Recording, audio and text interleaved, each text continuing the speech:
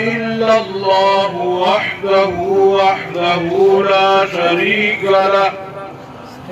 ونشهد أن سيدنا وسندنا وحبيبنا ومولانا محمدا عبده ورسوله.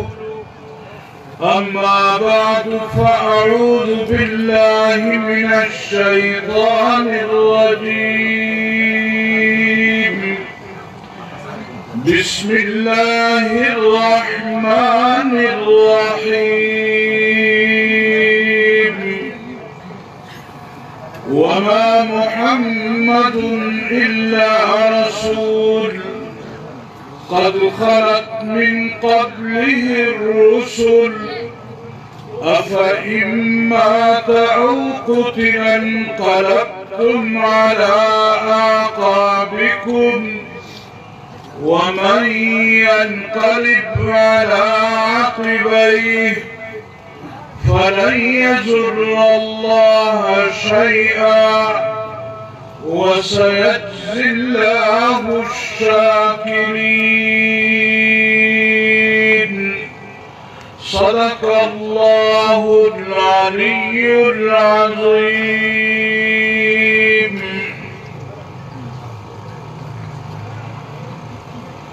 ډېر قدرمند او عزتمند وګړي ډېر قدرمند او عزتمند مشره زما او ستاسو ټولو کوربه جناب سالار خان صاحب، په سټیج باندې ناست مقتدر علماء کرام، د جمعیت علماء اسلام، ضلعي تحصیل او د مقامی جماعت مشرانو، مقتدر علماء کرام او د علاقې ډېرو ناموړو مشرانو، حاضر مجلس زما ډېرو قدرمندو او عزتمندو مشرانو، دوستانو، عزیزانو، زه د خپل کوربه او د مزدور کسان پارټۍ هر یو ذمه دار د زړه د تل نه شکریه ادا کوم چې دوی دغې عزتمندې غونډې ته ما له هم دعوت راکړ او زما دپاره د فخر خبره ده چې نن تاسې سره په دې مجلس کې شریک یم. الله رب العالمین دې زموږ د ټولو دا شرکت قبول او منظور وګرځوي. نو قدرمندو، سالار امدادعلي صاحب دي مشران چې کوم د دې دنیا نه تللي دي، د هغوی په حق کې دعا کوم چې الله رب العالمین دې ورله لویې مرتبې نصیبه کړي او الله رب العالمین دې په جنت الفردوس کې اعلی مقام ته ورسوي. نو قدرمندو، ما نه مخکې زما مشرانو د دې ماحول او د وخت مطابق ډېرې ژورې خبرې وکړې. د دې نه بعد چندان ضرورت خو نه و، چونکې د مشرانو حکم دی نو یو څو خبرې عرض کومه. الله رب العالمین فرمایي: وما محمد الا رسول، نه د محمد صلی الله علیه وسلم مگر د یو پیغمبر ده. قد خلت من قبله الرسل، لکه څرنګه چې د نه مخکې پیغمبران راغلي دي. افإن مات او قتل انقلبتم على اعقابکم، اوس که دی وفات شي یا یې څوک قتل کړي نو تاسې به د ده لاره پرېږدئ. ومن ينقلب على عقبيه، او چې هر چا دا لاره پرېښوده فلن يضر الله شيئا، په دې کې د الله هېڅ قسمه تاوان نشته. وسيجزي الله الشاکرین، الله رب العالمین شکر کوونکو ته جزا ورکوي. زما قدرمندو د دغو آیتونو نه دغه د یوې خبرې وضاحت کېږي چې کوم مشران د دنیا نه لاړ شي د هغوی په قدم باندې قدم ایښودل دغه د ترقۍ لاره ده، دغه د ازادۍ لاره ده او د هغوی د لارې نه بېلاره کېدل په دې کې زموږ د ټولو تاوان دی. زما قدرمندو جمعیت علماء اسلام نن په دغو حالاتو کې چې کوم دنیا ته مخامخ دی د نفسو خلکو ته دا وینا کول غواړم چې دا دشمن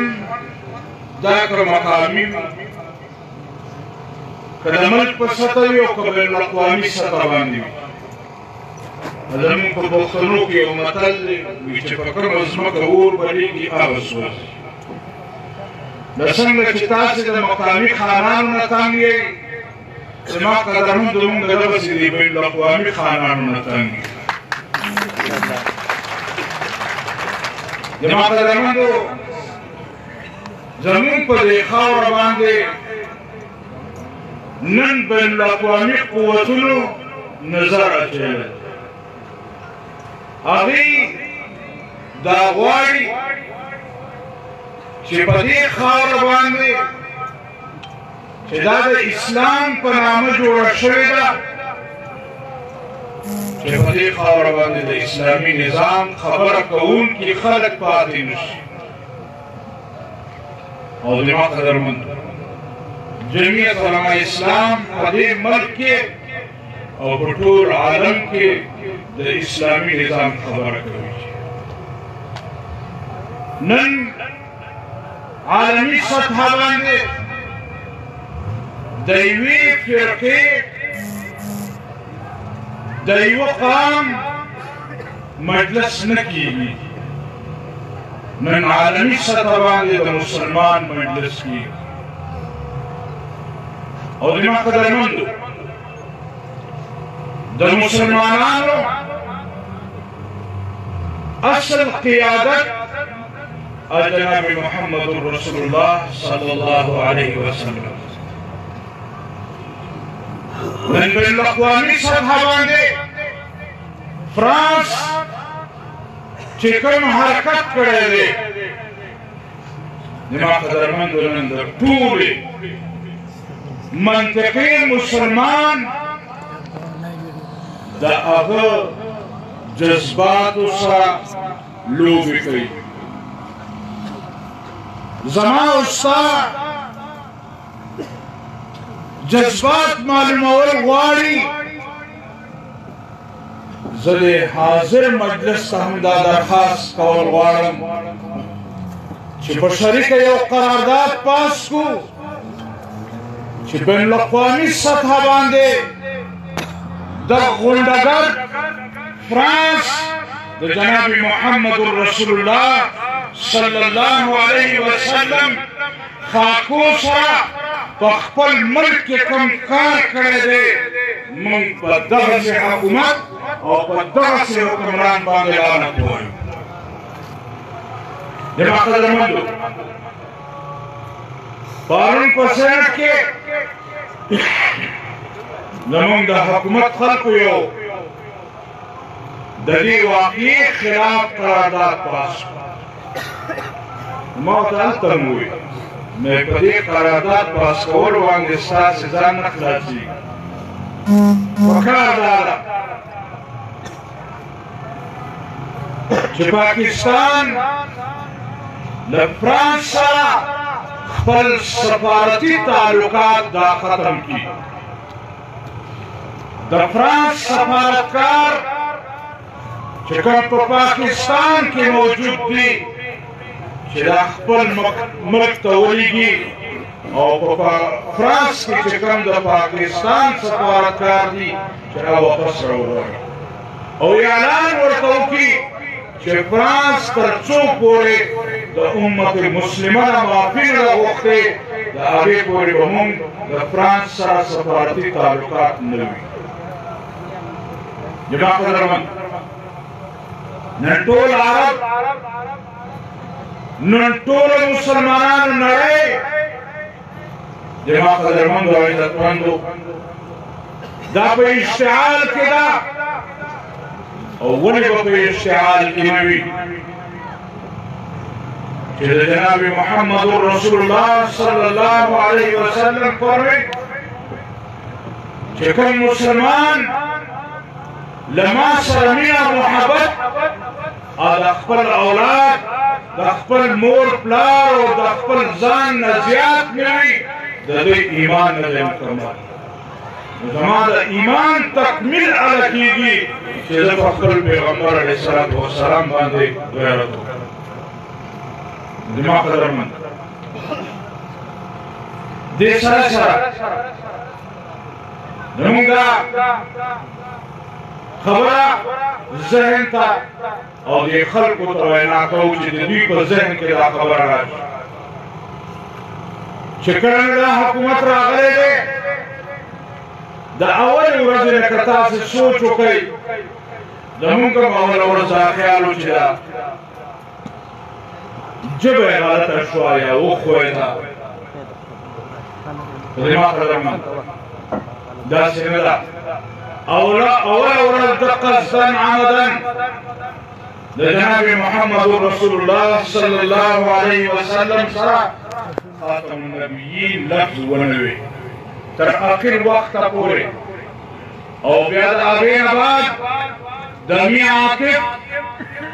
تقرري په اقتصادي کونسل کې او چې هغې باندې شور پیدا شو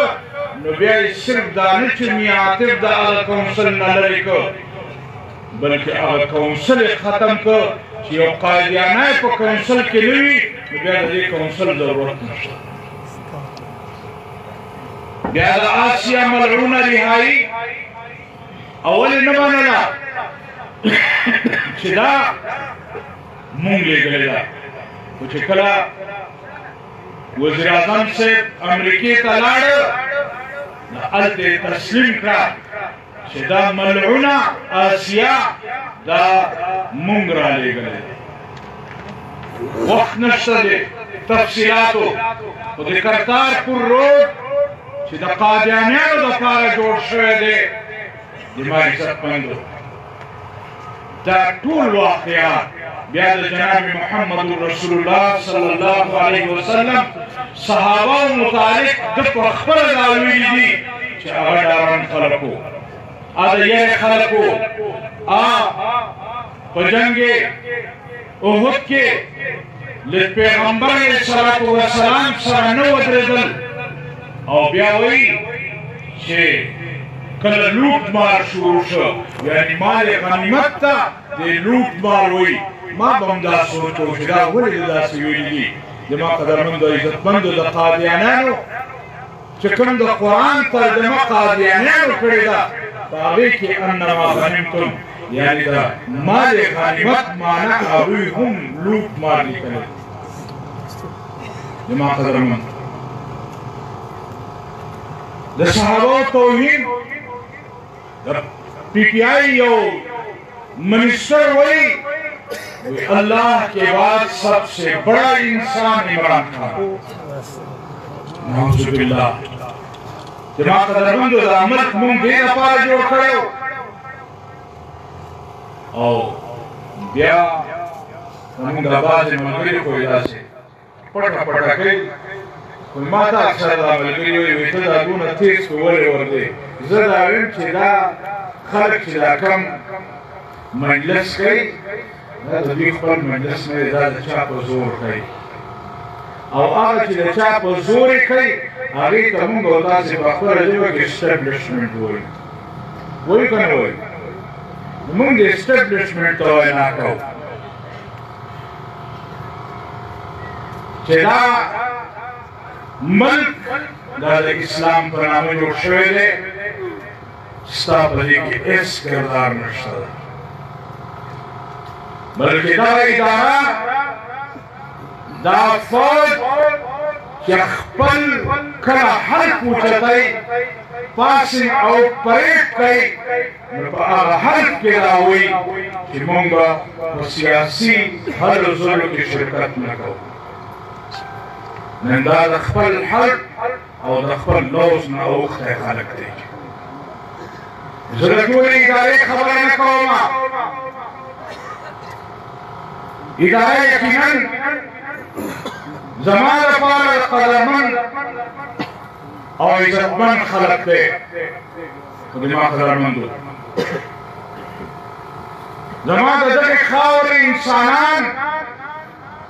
دا قدرمن او عزتمن خلق دی.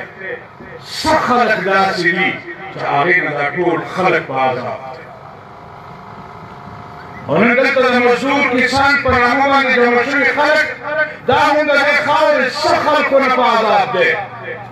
دغرنګې دغې ادارې کې موجود څه خلک داسې دي چې هغې نه دا ټول قوم په عذاب دی. زما قدرمن موږ هغه چند خلکو ته دا وایو چې دلته ډېر زورور خلک راغلي دي او ستا نه مخکې هم جرنیلان راغلي دي. هغوی هم په دې قوم مسلط شوي دي. خو نن د هغه خپلو جرنیلانو تپوس وکړه چې د هغوی څه حشر شوی دی. کوم جرنیل چې د قوم سره وفا نه ده کړې، کوم جرنیل چې د ملک سره وفا نه ده کړې، کوم جرنیل چې د خاورې سره وفا نه ده کړې، د هغو جرنیلانو ته وګورئ چې د هغوی څه تاریخ دی. زما قدرمندو جنرال ایوب چې په دې ملک کې ماشاءالله راوستی وه، په خپل کور کې ناست وي، مازدیګر ټیم و، د خپل کور واړې نوسوی د ده په مخ کې چغې کولې ایوب کوته های های. ده تپوس وکړو دا څه چل دی؟ بچو ورته وی دادا موږ دا په سکول کې تل وایو. زما قدرمندو هغې نه بعد جنرال یحیی خان راغی. تاسو ته یاد دی چې کله مړ شوی دی. هغې د دې کوڅې نه لرې کړه، بیا به دې پینډۍ ښار کې پاته کېده، بهر به محلې ته نه شو راوتی، ولې چې هلکانو به یې په مخ لاړې ټوکلې چې دا زموږ مشر. د دې هلکانو د لاسه به د کور د وره نه بهر نه شو راوتی. او بیا جنرال ضیاءالحق صاحب راغی، هغه یې په هوا کې وویشته او پته نشته چې په دې قبر کې به یې څه وي او که نه به وي. وایي چې دلته یې غاښونه پاتې وو، دومره اور بل شوی دی په هغه ځای باندې چې غاښونه څه هېڅ شی هلته نه دي پاتې شوي. خو بهرکې دا د هغه حشر. بیا هغې نه بعد مشرف صاحب راغی. نن هغه چې په کوم عذاب کې لړلی دی، زما قدرمندو که څوک یې لیدل غواړئ ورشئ دوبۍ کې په یو هسپتال کې پروت دی او الله پاک داسې بیماري پرې راوستې ده چې زما قدرمندو عزتمندو هغه په خپل ژوند باندې تنګ کړی دی. زه دې موجوده جرنیلانو ته وینا کول غواړم چې که د خپل قوم سره د خپلې خاورې سره وفا نشئ کولی، کم از کم دا قوم دا خلق په بین الاقوامي غونډهګردانو باندې ولې خرڅوئ؟ دا خلق ولې د هغوی غلامان جوړوئ؟ نن FATF زما قدرمندو عزتمندو د هغې مقصد دا دی چې دا قوم نور هم د بین الاقوامي قوتونو غلام جوړ شي. زما قدرمندو جمعیت علماء اسلام نن د بین الاقوامي قوتونو په مقابله کې، نن د بین الاقوامي خانانو په مقابله کې ولاړه ده او جنګ کوي چې موږ دا خاوره دا د اسلام په نامه حاصله کړې ده او انشاءالله تعالی مونږ دا میدان ګټو د ما قدرمندو عزتمندو د جناب محمد رسول الله صلی الله علیه وسلم دا نظام به په دې خاوره په دې ملک کې راولو د ما قدرمندو د ما نه مخکې مشرانو ذکر وکړو او خصوصا جناب سالار امجد خان صاحب ذکر وکړو چې دلته د ملایانو حکومت راغلی نبی موږ له کمیشن جوړ کړ حضرت مولانا شیخ محمد ادریس صاحب دامت برکات مولا علی هغه د دې خاورې نه نمایندو د صوبایي اسمبلۍ د ما قدرمندو په هغې کې ډېرې فیصلې شوې د ما قدرمندو که یو ځل بیا دلته د جمعیت علما اسلام اقتدار کې راغی نو زه دا ډاډونه درکوم مزدور کسان پارټۍ مشرانو ته ورکرانو ته چې انشاءالله تعالی دا مسله که حل کېږي نو دا به صرف او صرف جمعیت علما اسلام شیخ حضرت مولانا طور رحمان صاحب قائد ملت اسلامیہ حضرت مولانا فضل الرحمان صاحب د ما قدرمندو خو تاسې ته مې درخواست کوم چې تاسې هم یو موټی شئ ما ته دا معلومات هم شته دی چې په تاسې کې هم یو دوه درې پارټۍ جوړې شوي دي د ما قدرمندو یو موټی شئ او په یو ځای ودرېږئ داسې نه چې نن یو پارټۍ مېلمه کړي او سبا بله پارټۍ مېلمانه کوي د ما قدرمندو عزتمند که مونږ او تاسې یو او یو موټی یو نو د ما عزتمندو نه د دې خاورې خان تاسې مقابله کولی شي او نه بیا جمعیت علما اسلام مقابله دا بین الاقوامي غونډګان کولی شي او زه نن د دغې اجتماع او د دغې غونډې د طرف نه د ملک هغه لویو غونډګانو ته هم دا وایم او بین الاقوامي غونډګانو ته هم دا وایم چې په مونږ باندې د جناب محمد رسول الله عزت دا زمونږ د خپل ځان نه هم زیات ګران دی او تر څو چې په دې خاوره باندې د جمعیت علما اسلام یو ورکر هم ژوندی ده د جناب محمد رسول الله د ناموس مطابق د پاکستان په عین کې چې کوم قانون جوړ دی د چا پلار هم هغه قانون نشي بدلولی نعرہ تکبیر نعرہ تکبیر تاجدار ختم نبوت حضرت مولانا طور رحمان صاحب وزیر اعظم صاحب لاخوتی چې هغه بین الاقوامي غونډه ټرمپ او دا بین الاقوامي قوتونه هم راشي په دې خاوره کې د جناب محمد رسول الله صلی الله علیه وسلم د ناموس فیصله به د دې خاورې خلک کوي او هغوی کړې ده چې دا خاوره د اسلام په نامه باندې آزاده شوې ده او انشاءالله د دې خاورې مسلمان به د جناب محمد رسول الله او د هغه په نامه باندې غیرت کوي زه په اخر کې یو ځل بیا د مقامي جماعت د تحصیل جماعت د سیلې جماعت او د مزدور کسان پارټۍ